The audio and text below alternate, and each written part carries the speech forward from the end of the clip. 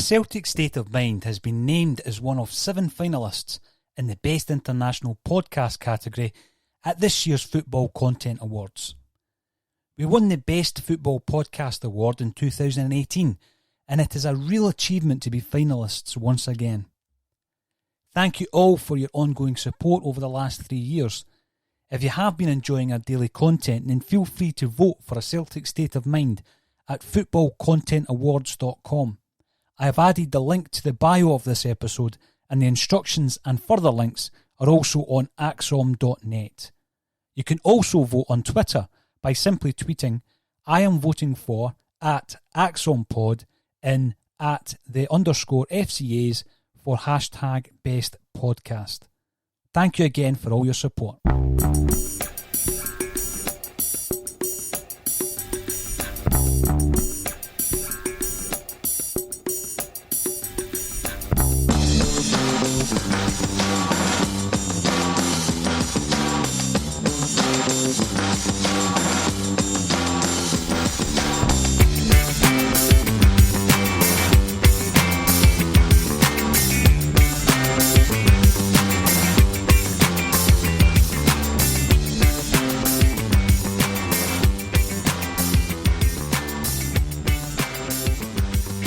Welcome to A Celtic State of Mind. I'm John Dykes, and today I'm delighted to be joined by Joe Deacon and John Buckley to talk about Celtic and music. Welcome to the show, guys. Thanks a lot. Thanks for having us. Thanks, Paul. Good to see you. Joe, you are a Glasgow boy, born and bred. Sure Talk to us about your upbringing in the Calton. Oh, typical East End boy. I was born in the Calton, a street called Green Street. Does it get any better than that? I went to St Mary's Primary and then moved on to St Mungo's Academy, and as I say, stayed in the East End of Glasgow till about 16 years of age. Great time. Very hard, very strange in some aspects, but a great upbringing. So is it a state of having no much money, Joe, but having a good community around about you? Absolutely correct. I was brought up with my mum and my gran, single parent, with my young brother Derek, and there wasn't much money going about. My mum worked, my gran worked, but looking back, they did an amazing job, I think.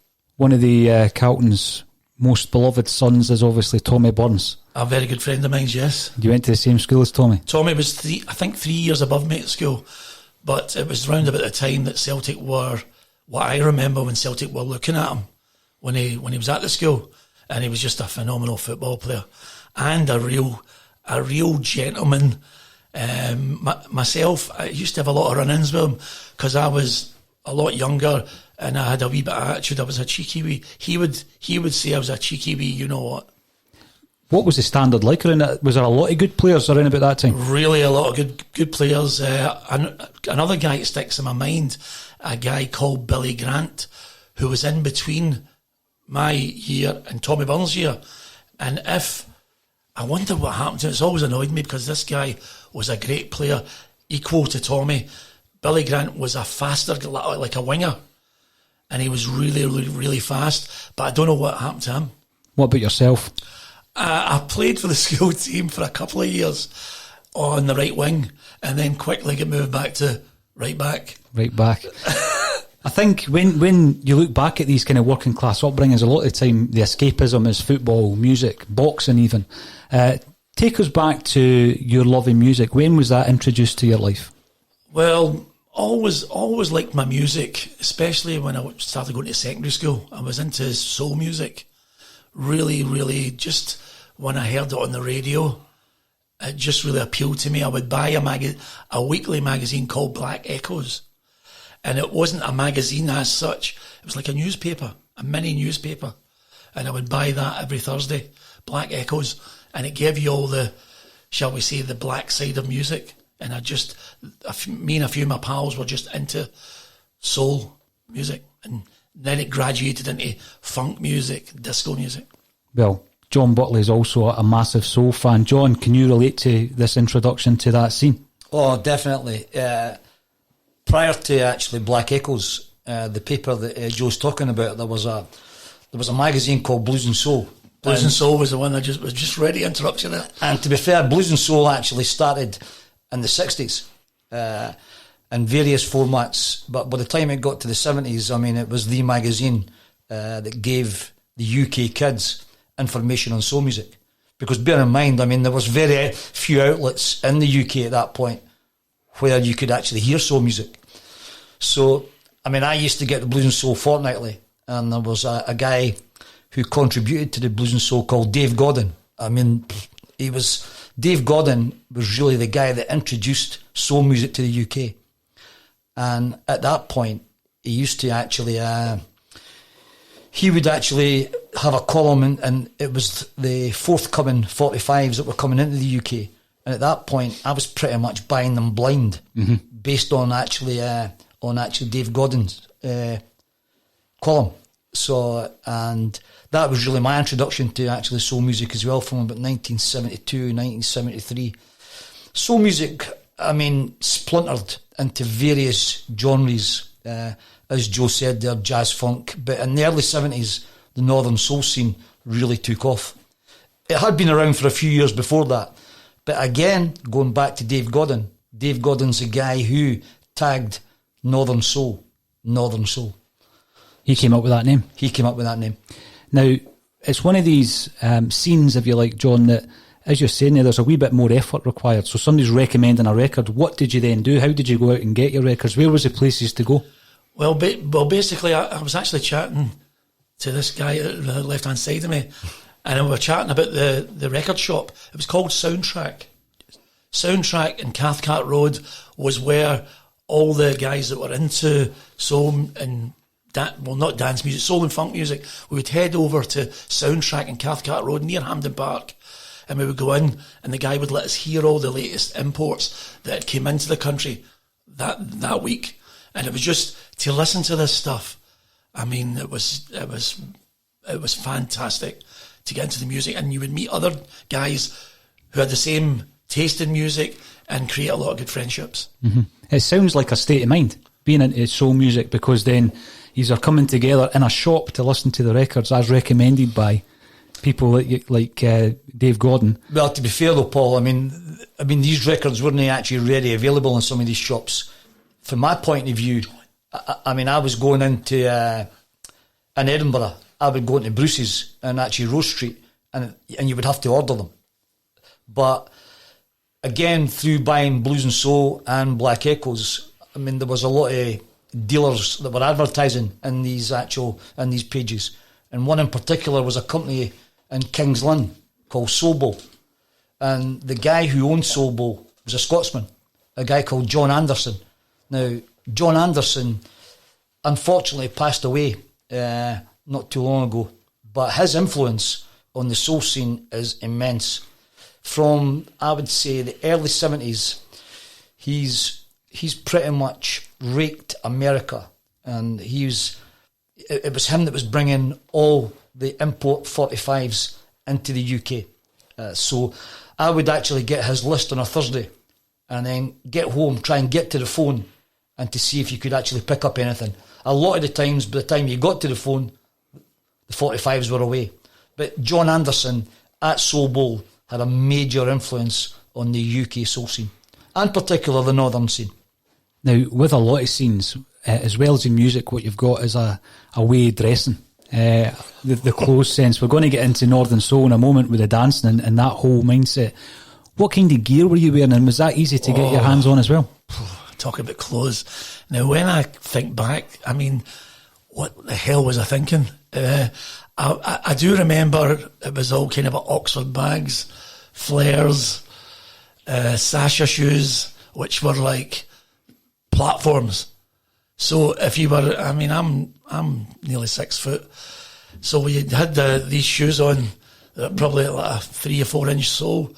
You looked ridiculous, but that was the kind of clothes. There was a clothes shop I remember called Slack Shack, which was in Hope Street, and there was another shop called, there was a few. Wish You Were Here. One was called Wish You Were Here. There was a few shops in Union Street. Escapes me at the moment.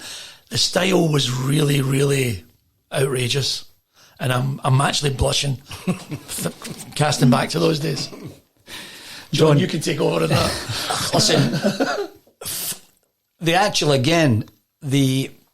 was a lot of statement and fashion in the actual scenes. Unfortunately, the fashion in the Northern Soul scene was horrendous. And I'm talking about horrendous. I mean, I've actually been a Northern Soul fan for a lot of years, but I didn't really even back then subscribe to the actual clothes that we were wearing. But when you got more into the jazz funk scene, the guys were dressing a lot smarter. I mean, I used to go to a venue in Blackpool called the Highland Room, the Mecca, and the difference between, say, the Mecca and Wigan Casino was night and day, both in the music and both in how they dressed. I've always felt that the actual Northern Soul scene was a bit, I mean, the fashion was fairly naive, but it's got a place in history. When you're talking about some of these places for Northern Soul, all-nighters as well, how, again, was it through these newspapers that you were learning of these? How did you then travel to places like Blackpool and Wigan? Well, to be fair, I mean, I went to Great Yarmouth on holiday in 1973, and we stopped off at Washington Services. Now, I was wearing a Barathea and a pair of stay press. I mean, I was about 15-year-old. And before I knew where I was, and there was a badge on the Barathea.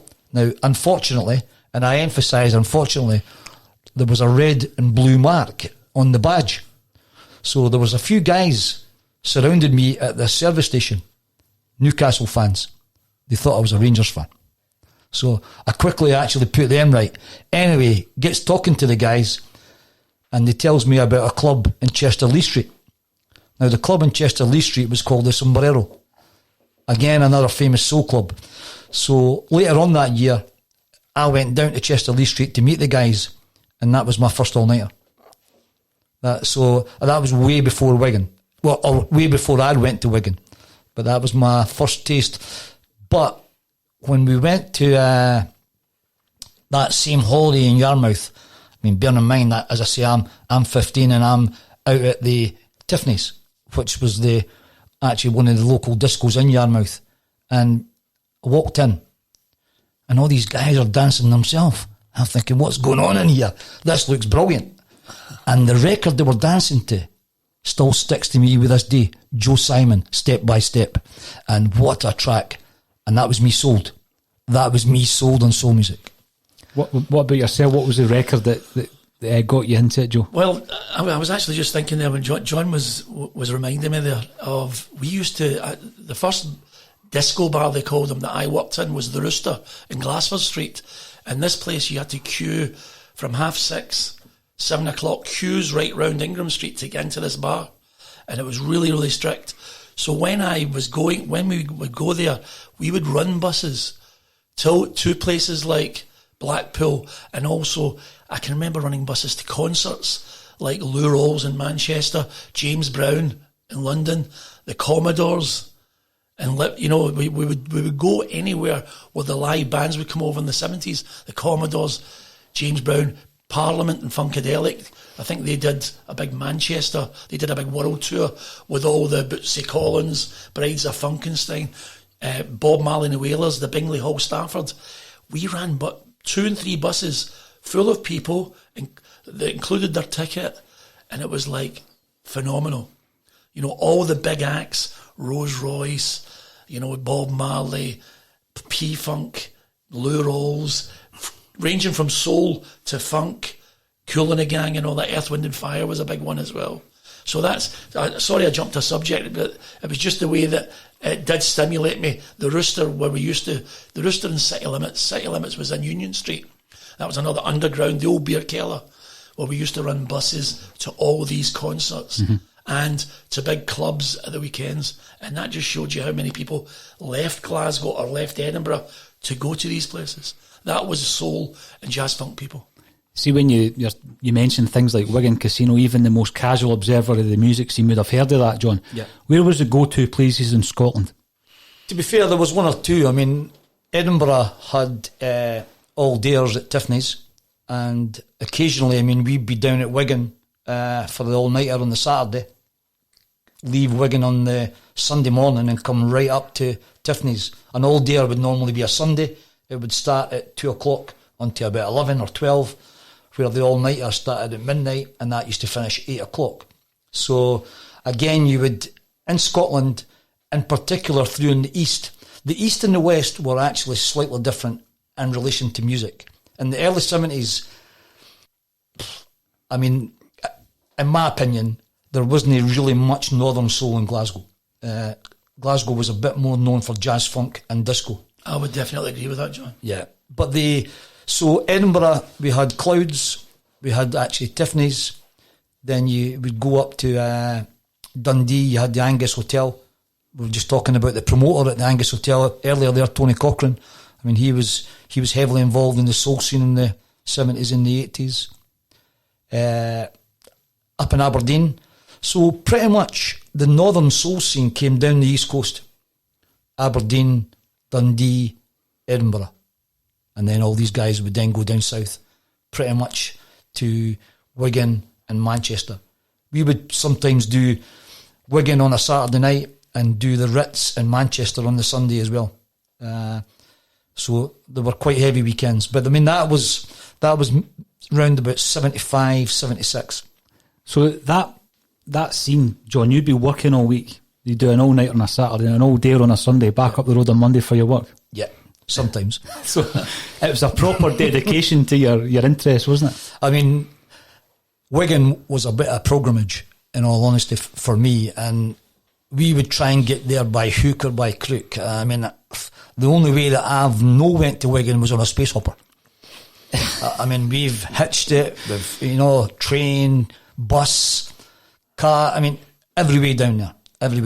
And there was one point where we decided on a Saturday afternoon, let's go to Wigan.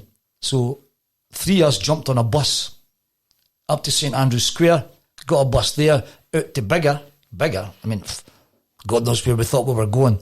Starts walking, gets a lift to Carlisle. We then gets a lift from Carlisle into Wigan, gets into Wigan in time for the all-nighter. Sunday morning, we're all looking at each other. Whose idea was this? We've not got a bolt between us. So we gets a lift out to the M6 on the Sunday morning. Monday, we're still there.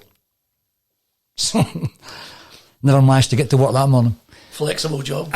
Listen, see, when you were talking about the music scene, the clothes, another massive part that we need to focus on is the dancing, right? So you talked about a moment you've walked into that hall and there's guys on their own and there's a style of dancing. Where did that originate? The thing is, if you look at even if you go back to the 30s and 40s, when you looked at some of the black performers, the tap dancers, the showmen, a lot of the dancing started from that.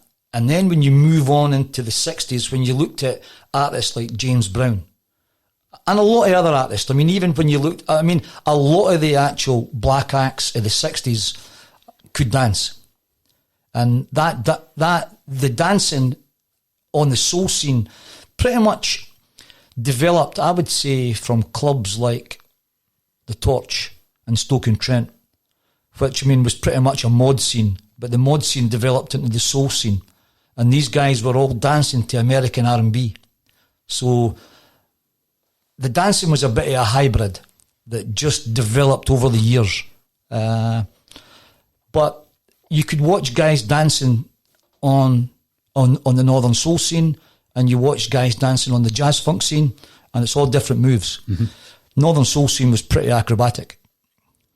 See, when you're looking at a scene, and I'm thinking late 80s, early 90s acid house, a lot of that was generated by MDMA. Now, when you're talking about all-nighters, and I'm not asking anybody to say that you did or you didn't partake, there must have been drugs of choices within these halls. Possibly probably was, and no doubt when when I DJed in a lot of clubs, the crowds. If you're talking about the 70s.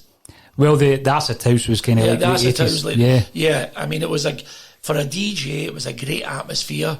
There was loads of just people hugging each other, and as I say, no doubt there was a lot on partaking in drugs, but I just found that as a DJ, it was the best time ever. See, for me, I would say the late 80s through to about 1995, 96 was the best time for music. I just loved it then. But that coincided with working in what I still maintain the best club I've ever worked and the best club ever in Scotland, the Metro in Saltcoats. You mentioned DJing, so I know both of you have DJed in your respective loves of music. Joe, when did you become a DJ? Because this astounds me. I became a DJ at the age of 16 years of age, which was about 44 years ago. And, you know, you've got a love of the music. 44 years ago. A love of the music. How does that then translate to, I'm going to get a box of records and I'm going to play records? And where did you go to do that? Basically, as I said before, I used to go to the Rooster, which was the only disco bar in Glasgow. It was in Glasford Street, part of Trades House. You can't see it anymore, but it's part of the Trades House in Glasford Street. It was an underground pub, club, and they played all the latest import stuff from America. It was just great. So I was really into music, and I befriended two DJs, Gary Moore and Neil Duffy, who were the DJs, the resident DJs. So I would look for music and I would try and say, oh, have you got that? Have you got that? I was a bit of a stalker. And the guys seen that I was a young guy who wanted to get into music. So I would kind of suggest tracks to them and they would buy them. And it was playing a lot of jazz funk, soul and funk. So it was a really trendy bar, and that's where I learnt that I wanted to become a DJ. And then when Gary Moore left, I think he moved on to the Beacons Hotel, which was up near Charing Cross, up at Park Terrace. He moved up there. Neil Duffy stayed in the Rooster, and he spoke to the owner, a guy called Peter Rossi, and said, this young guy is really up for learning to become a DJ. He knows the music. Why don't we try and give him a chance? So they did. They brought me in. I practiced with Neil Duffy. He taught me. And when maybe a couple of months later they thought I was good enough to do a Tuesday night where there was very little people, just to try me off, and it seemed to work. And my first wage, DJ wage, for a full night from 7:30 to 10 was £5. And believe it or not, I loved it. £5 was my first DJ wage. But that, compared to my first weekly wage, I was an apprentice motor mechanic. And guess what I was getting from a wage? A week wage. From 8 in the morning to 6 at night. £12.65. So you saw something in DJing that you thought, well, I could do this. £5 for 4 or 5 hours. For 5 days' work. £12.65. And how did that develop then, Joe? Because you've got this hunger and passion for the music. How did that develop from there? Just carried on in the Rooster. Eventually got up to a Friday night. The big nights were Friday, Saturday and Sunday. Eventually got up to Friday, and the place was rammed, really enjoying it. And then another disco bar opened called City Limits in Union Street. And my mate, Raymond Daverin, he was the resident DJ in it. And my other mate, Shagan, a guy from Nigeria who was at Glasgow Uni, Strathclyde Uni, studying engineering. They were DJs and they invited me in. So this was a bigger venue. This could hold maybe 400 or 500 people instead of holding 200 people. So I would get a night in there, and we all played slightly different music. As per usual, I would play the big anthems. That's what I've always done. The other two guys would play maybe the more obscure stuff, a wee bit Northern Soul, a wee bit jazz funk. I would stick to the ones that everybody knew. So the three of us complemented each other. So that was the Rooster, then to City Limits, and then I went on to various. It was all bars in those days, but then nightclubs came. Places like the Tunnel, places like there was Bonkers, there was the Club, there was Victoria's, and just. My name got mentioned. I had loads of friends who were in the pub and nightclub business. James Mortimer, club owners. Another place, the Warehouse in the Mardi Gras, was owned by the Maudlin family. I knew them. They invited me down. So there was a big, big, vibrant nightclub scene. Not really soul and funk or jazz or anything, but commercial nightclubs. And when they invited me in, I would just try and push it. Not necessarily, they were all playing pop, but when I would go in, I would try and bring in some music that I liked, be it soul, be it Luther Vandross or Earth, Wind and Fire or Kool and the Gang, and then it just graduated from there. I was an apprentice motor mechanic working 5 days a week. Within 2 years, I didn't finish my apprenticeship. Within 2 years, I had to DJ full time because I was getting that many gigs. And you've done it ever since? And I've done it ever since. Incredible. I mean, you're going through a period in Glasgow where there was gang warfare. There was a lot of trouble and strife. Did you see much of that in these clubs? Well, every club did have it. Yeah. It wasn't necessarily in the clubs. It was when you came out the clubs. You know, you were having, it was all gang related in the 70s, and it really did spoil it for the vinyl junkies, the people that were into music like myself and like John. You know, Glasgow was still a mean city then. So, you know, there wasn't many in the club, but when people came out from the clubs, that's when you had all the gangs who weren't in the clubs all congregating outside or George Square, where people used to go for the late night buses. Mm-hmm. And then they would chase people, rob them of their shoes. You know, it was a bad time. But as I say, for music, it was a great time for me. Being able to concentrate on your love for music must have been tremendous. But we have also mentioned your love of Celtic. Oh. What's your early memories of going up to Celtic Park? Well, Celtic Park, for me, being a Carlton boy and going to St Mary's, where Celtic were founded by Brother Walford, it was for poor people in the East End of Glasgow. And I lived in Green Street. It's just automatic for me. My earliest my early memories was standing outside the famous Rob Roy pub at the Gallowgate, the top of Tureen Street.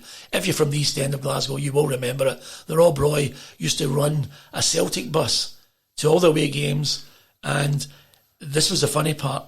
There was another pub facing it directly across the road called the Royal Bar, and they would run a Rangers bus.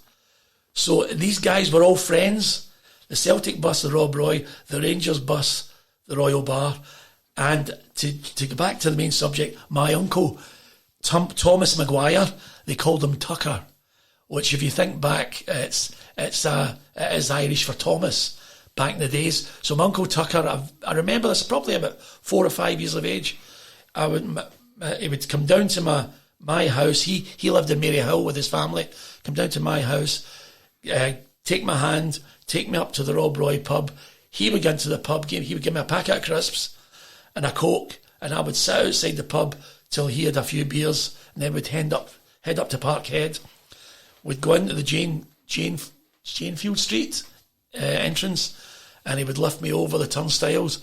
Then he would take me up the back of the Celtic end with the big tin sheeting, and he would put me in one of the big cast iron stanchions. So the stanchion would go across me like a seatbelt, and I was told not to move there and sing all my songs and kick the tin sheeting. It was just, that's ingrained in me. Just remembering that. And then another great moment was when the European Cup came back to Celtic Park. Mm-hmm. Seeing from this very same place, ingrained in my mind was the big coal truck, which was decorated in all the green and white bunting, and there was a accordion band in front of it. Still remember it to this day, just driving round, and there must have been it seemed like 100,000 people at Parkhead. And that was the European Cup coming to Glasgow. On a coal lorry. On a coal lorry. I can even tell you that I'm sure there was the Robertson, the coalman, who was a Rangers fan. Is that right? He rented out to them. I'm not 100% sure, but I'm about 80% sure. Robertson, the coalman. What we're getting is a view of Celtic from a Glasgow perspective and also from an Edinburgh perspective, John. And obviously the football and the music brings people together. What's your memories of early days at Celtic Park? Well, to be fair, I mean, obviously we're talking about Edinburgh, but the reality is that, I mean, I was born and bred in Tranent, which was pretty much a mining town. And the actual thing about actually Tranent, I mean, it was a great upbringing, but the Catholics were in the minority in an actual town like Tranent. we had a fairly small Catholic primary school there. We had about maybe 20 kids in every class. When I was growing up in the early years, there was no Celtic club in Trinent, so there was no bus going through. So my first Celtic game was Hearts v Celtic at Tynecastle. I was about 10-year-old. Now, I mean, I've been talking about this actually quite recently, because when you think about, so there was 3 kids from class 7 got the bus from Trinent up to Edinburgh to St Andrew's Square again, and then on to actually Gorgie to Tynecastle. So 3 kids at 10, 11-year-old going into an actual football game. I mean, that would never happen now, but that's what happened back then. And just recently, believe it or not, I actually managed to source the programme again for the actual game. That game was a 1-0 victory for Celtic with Stevie Chalmers actually scoring the goal. So that's Celtic, listen, the family that I grew up in, I was actually born to support Celtic. I mean, there was nothing else. I mean, that was it. So Celtic's been in the blood from even before I was born. So you grew up with Celtic and you grew up with the history. It wasn't until I was maybe until about 11, 12-year-old that we actually started going through to Parkhead. But, Celtic is probably, is it the main love between that and soul music? I'm not really sure. But they're very close. They're very close.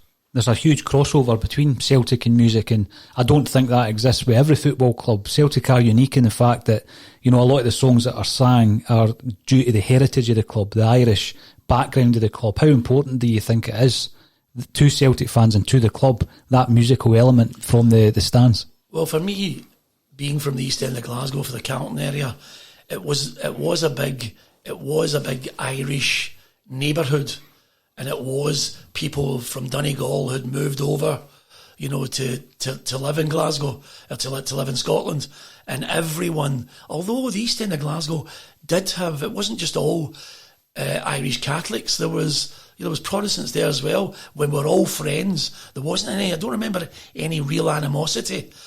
To be honest with you, as I said, there was a couple of bars, these Rangers bar, Celtic bar, they were all mates, I don't remember any badness at all. But with the Celtic thing, you were just, there was 2 schools in the Carlton East End. If you were Catholic, you went to either St Mary's in Abercrombie Street, or you went to St Alphonsus in the London Road. So 2 schools. There was a Protestant school in Green Street where I lived, and guess what? It was called St James's. I always found that really strange. One Protestant school called St James's, 2 Catholic schools normally called St. I've never heard of a Protestant school being called a saint's name. So that was the way it was. Mm-hmm. Mm-hmm. It's interesting how you're talking about the lack of animosity. People have this idea in Glasgow that Catholics and Protestants can't co-inhabit, they hate each other. Not at all. And I think that when you're from that area and you see it yourself growing up, that that's not the case. Correct. But going into the 70s, John, you and I have spoken quite a bit about hooliganism at the football. Yep. You think about that now, it's a different world obviously now, but take us back to that time at Celtic Park and your memories of hooliganism and gangs and trouble at the football. Unfortunately, in the 70s, at times, actually Celtic Park, there was trouble in the stands. Actually between all the gangs, and a couple of times as a kid I got caught up in that. And until I got actually surrounded once in the jungle, and these guys thought I came for the Shamrock. I says, listen to my accent. Do you think I'm from the Shamrock? So there was when there was nobody else to fight, the Celtic fans were unfortunately fighting amongst themselves. But when you were at Tynecastle or Easter Road, the interesting thing way back then was that when you think about it now, no segregation. Maybe a row actually policemen in between the fans. So, there was a lot of trouble at the games. And I witnessed a lot of it. Mm-hmm. I think when you talk about Celtic fans fighting amongst themselves, that might be a surprise to some listeners in that there was different fractions of the crowd who were maybe from different areas and different gangs, and they would fight each other in the stadium and outside the stadium. Yes, both inside and out. But you've got to bear in mind that, I mean, gang culture was huge then. You know, so I mean, a lot of these actual kids, I mean, really disliked each other. You know, it's actually, and obviously dislike. I mean, it was purely down to the area that you were from. And as I said earlier there, on a few occasions, I mean, I got a bit of trouble at Celtic Park as a kid. From your own fans. What's your memories, Joey, the gang culture? I know you were saying you didn't particularly see it in the clubs. What's your memories of that growing up? Well, when I was going to Celtic games, when I was growing up early, there was a lot of gang culture. You had the Carlton Tongs from my area and the Santoy, and I would say they were maybe 70% Catholics, but they weren't running Catholic and Protestant factions. But there was, very close to the Carlton was Bridgeton, and that was the Bridgeton Derry, the Bridgeton Dickey, and the Bridgeton Baltic Fleet. They were three gangs who lived basically from Bridgeton Cross down to near the Rutherglen Bridge, just going over the bridge. That was Baltic Fleet land. So these three gangs, I wouldn't say one side. The Bridgeton Derry were well known to be the loyalists. They were the big loyalist gang. The Carlton Tongs and Santoy from my area, I would say, were mixed. Maybe 60% Catholic or 70% Catholic, but not run on religion. So you would get occasional fights. I was actually agreeing with John there when he was talking about, you know, the football games. I remember, right, and this may make you laugh, John. I remember there was a guy who painted crash helmets. Do you remember? I don't know if you remember this. I've seen one of these. I remember having 2 crash helmets. They would get painted by this artist. Think about this. A crash helmet from a work site. I had a white crash helmet with there was indentations, 4 indentations, Dublin Cork, green stripes down it. The whole team, Simpson, Craig and Gemmell, all round the crash helmet. It was like a scarf or a hat, but it was a crash helmet. And the reason I had to, my mum says, you will wear that at the football game, because I went to the jungle and they used to throw bottles. That's right. So all the kids would go at the front of the jungle and the gangs would throw bottles at each other. But because I had this painted green, white and gold crash helmet, I was safe. That's incredible. And my mum told me that I had to wear that crash helmet. That is unbelievable. I mean, gangs within the jungle. Yep. Kids down the front. Yeah, standing on 2 cans of urine. There's one leg in each can of urine to see over the guy in front of me. Life was dangerous, simple. A lot of people romanticise about football in the 60s and 70s, but I think you can safely say there's a lot that's changed for the better. Definitely. I mean, I think actually segregation, I mean, made the game more of a family game. You know, that you can actually take kids to the game and take the kids to it safely. I mean, I remember, even before the jungle closed, I took my son Jonathan to a couple of games before it closed, and sometimes you were still taking your life in your hands to try to get out. Because the crowd just pushed and pushed, so it wasn't really a very safe environment for kids. But I think football nowadays is a great family event.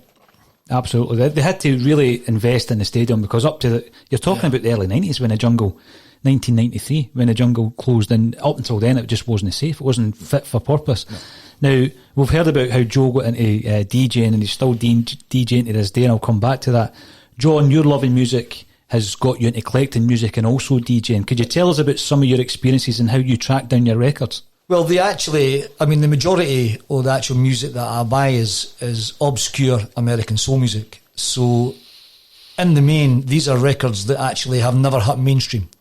So these are records that would have been recorded in backstreet studios and in a lot of instances never really seen the light of day. Sometimes, these records would have sold, but only sold locally and actually sold very few copies. So what that meant was that, all over America, you actually had records, 45s and thrift shops, electronic shops. There was records everywhere. And obviously there's a lot of guys who have collected in America and became dealers. So over the years, I mean, we would go into the States, have, we say, 10, 20 contacts and go around. I mean, I'm talking about Chicago, Detroit, New York, Florida. I mean, one time in actually Florida, we met an old guy that had retired to Palm Beach.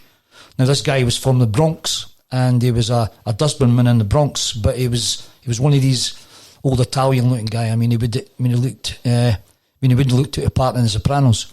But this guy, waste management. But this guy's actually he had a great love of soul music, and he'd amassed a load of records. So I actually met him one day at a record fair in Tampa Bay. Got talking to him. Anyway, he invited me down to his house. So we went down to his house, and his garage was, I mean, bursting at the seams. Now, at that point, we emptied the whole garage.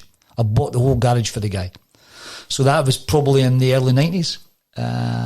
So we've had a lot of good finds. I mean, I was over in Philadelphia last year, and we went from Philadelphia, Pittsburgh, up to Long Island, into Brooklyn. And again, that was for about 10 solid days. I mean, and we found a lot of good records. But at the minute, we have just launched a record company, and that record company is called North Broad Street, which was a famous street in Philadelphia. And it just so happened that there was a famous recording studio in North Broad Street called Virtue Records.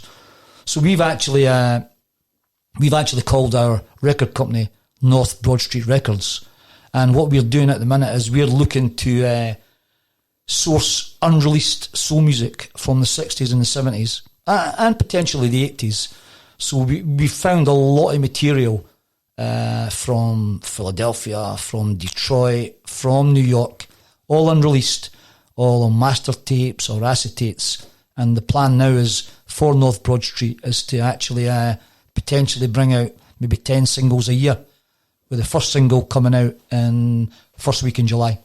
Will you tell us the name of the record? Or I know there's a wee teaser trailer on YouTube. Yes. If you actually go to YouTube, and it's Lawman True Soul, and there's a wee clip on one of the sides of the 45. To be fair, there's an advert coming out very shortly, so the actual band is Ike Perry and the lyrics. Now, again, a very, very obscure soul band. I mean, all the members have all passed away. Ike Perry died not too long ago.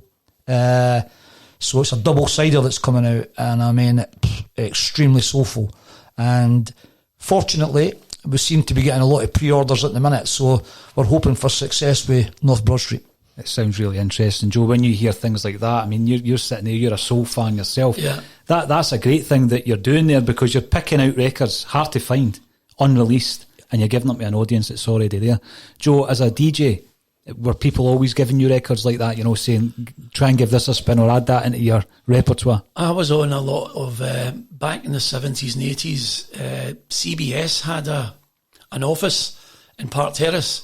So you would visit CBS usually on a Friday, and you'd go up to the office and they would give you all the promos, what's coming out. Now, CBS at that time controlled Epic. I'm trying to think, Sound of Philadelphia and all that. So they were giving you all the latest promos, and you were getting them months before they came out. So that was a great buzz. That was back in the mid 70s when CBS had a. Have you still got them, Joe? Yeah, I've still got a lot. But as I say, I'm frightened to go into my garage, and start to look for, try and look through them. I'm just a very, very lazy guy. You DJed throughout your whole life. You came to a point, Joe, where you decided a complete change of lifestyle. You moved away from Scotland to Switzerland, but that DJing keeps pulling you back. Yeah, well, as I say, not through myself. My talented wife. My wife's a scientist in biotech. She got headhunted for a job back in 2011 to move to Geneva. So we took the chance, and we haven't looked back. We've been there almost 10 years. We moved to Geneva first for 8 years, and the last nearly 2 years we've been in Zurich, and it's a completely different lifestyle. It's so I was actually saying to you before we did this podcast about how you feeling, how's it great? It's great to be back in Scotland, but see, when I come back to Scotland, I feel a change.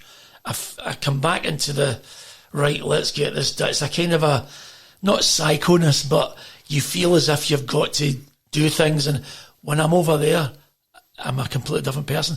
Dead relaxed, dead chilled. But the moment I land in Scotland, it's right, what's happening? What am I doing? I don't know why that is. I feel that way. Mm-hmm. It's just, maybe it's coming back home, see the family, and then if I do a couple of weekends, normally I come back to do a couple of gigs, see my sons who live in Scotland now, they're at university. But as soon as I land, I'm in about it, as an old Glasgow saying. And then if I stay for a weekend if I've got gigs next week, I'll stay for a week. But then when I go back to Switzerland, back to Zurich, it's like chill. And I really like the two different feelings that I get when I'm either in Scotland or in Switzerland. You've built up a reputation for decades, Joe, and you're still in demand as a DJ. What's the biggest differences now? Do you miss the old days where you're walking about with big boxes of records? I certainly don't miss that. I really, as I say, the 70s and 80s, and John will agree, carrying records. In fact, some of my mates will say that I didn't carry any records because they would help me. And obviously they would get a free pass into the club. So some of them are quite clever that way. But I have to be honest, I've got great memories of early DJing and the best years ever with the Metro and Saltcoats. But I'm still doing DJ. I still get DJ spots. I do one 4 times a year called 1994. That's in the classic Grand Glasgow.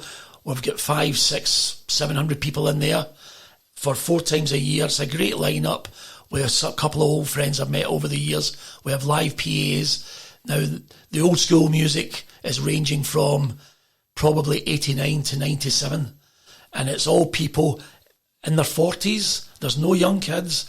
It's all people that come in and really look forward to going back to when they were young and reminiscing about rave music. So we do that 4 times a year. I also do private parties. People that went to the Metro, that went to Hangar 13, that went to the Mardi Gras, went to the warehouse. When they're getting on, they want to remember that era. So I get a lot of private parties as well, which is great. It's still a great vibe, still keep in contact with a lot of people. And as I said to you before, I've never been as busy. I could be over here every weekend, but I don't do that. I maybe come over once a month or twice a month, depending. Christmas, me and my wife come over. We stay for 3 weeks at Christmas, and that's normally when I do the most of my business. Mm-hmm. But I still love it. Music, no matter if it's soul, northern soul, jazz, funk, rave music, techno music, I just love it, playing to punters. See, the biggest buzz for myself over the long years that I've done this is watching a dance floor. If I've got people on that dance floor enjoying themselves, going crazy to the music, I will continue to do that as long as I can. I do have a question for both of you from Jim Simonetti. So, Jim, you want to ask the guys a question? So, my first question, well, it's the same question, but it's to you first, Joe. So, what individual or which band has been the biggest influence in you? My taste in music is so varied. I mean, I can go from James Brown to U2 to Simple Minds. I can even go as far as the Rolling Stones and the Beatles. I really love music. I can't stand pop music. I'm not a lover of real heavy rock. Country and western I'm not a fan of. But I can handle any type of music. So for you to ask me that, I could never say that. But I would always have to go back to my soul roots. Bands that I've seen live. I love Earth, Wind and Fire, Brothers Johnson, Kool and the Gang. And then I could go really obscure and say the Ohio Players, Ohio funk outfit, the Barkays, really obscure bands, the Commodores, but not as a ballad band, as a funk band. As a funk band, the Commodores were incredible. But people think the Commodores are all about once, twice, 3 times a lady and easy, things like that. But as I say, my music taste, I love all the rave stuff. There's some stuff I do, like, Ultrasonic, TTF, QFX, QTEX, a lot of the Scottish bands. I was really close. I'm still really close with. I love to see Scottish bands getting a right good go at the music scene. Of and course. even when you look at like Aztec Camera, Simple Minds, you know, what was the Young at Heart Boys, what were they? Bluebells. The Bluebells. I love things like that. I'm a Scot, and I like to see Scottish artists get a good break. That's fantastic. So there's not just been one influence, it's a whole genre of So it's music all combined together. Correct. That's absolutely And fantastic. Usually, I always support my Scottish talent. I love Scotland to bring through talent. Absolutely, a lot of great bands, and obviously one of the guys for Glasgow, Frankie Muller, a fantastic singer, fantastic. What a singer. Magnificent. No, he loved guys like Wilson, Pickett, and so on and so on. So, John, the same question to yourself: what would be your biggest influence, or do you have a complete range of music like Joe? Unlike Joe, I mean, I've actually I suffer from tunnel vision, so I mean, it's pretty much actually soul music or nothing for me. I mean, but listen, you have to appreciate that there's actually music out there for everybody, and I do. But unfortunately, the actual music I listen to is actually purely soul music, and it has been from the early 70s. I mean, when you go back to the early 70s, I mean, there was obviously influences, and the influences at that point were actually actually Motown, Stax, Atlantic. But I think soul music got a bit more intellectual as the years went on, and the taste became a bit more intellectual. I mean, it's, from me, again, I mean, I'm going to go back to actually Dave Godin. I mean, on one of his recommendations, I bought a record blind. Now, the record actually came out of Memphis, and it came out of High Records, and it was a female called Jean Plum. Now, Jean Plum actually previously had went under the name of Betty Jean Plummer. But anyway, under Jean Plum, she recorded a record in 1976, I think it was, called Look at the Boy. And that probably, to this day, probably still actually is one of the biggest influences me as far as actually soul music's concerned. It's an outstanding track. But listen, there's thousands of outstanding tracks as far as the music's concerned. I mean, as actually Joe says, when you looked at a lot of the bands, I mean, like the Commodores, I mean, I seen the Commodores live as well, but the bands like the Commodores, bands like Kool and the Gang, unfortunately for me, came a bit too commercial. In the early days, I mean, when you were talking about Slippery When Wet, Machine Gun, The Zoo, the Commodores were actually brilliant. Kool and the Gang, Rhyme Time People, and actually tracks like that. But again, these bands, like everybody else, want to make a shilling, so they became commercial. And actually, Berry Gordy did a brilliant job on the Commodores, because, I mean, they brought in Lionel Richie, and then obviously they actually became extremely commercial. But listen, soul music's out there for everybody, and there's a lot of different tastes and styles, but I love them all. So all that's left for me to say, Joe, John and Jim, thank you all for joining me on A Celtic State of Mind. Thank you, Paul. It's been a pleasure. Thank you, Jim. Thank you very much. Thank you. On the road to 10.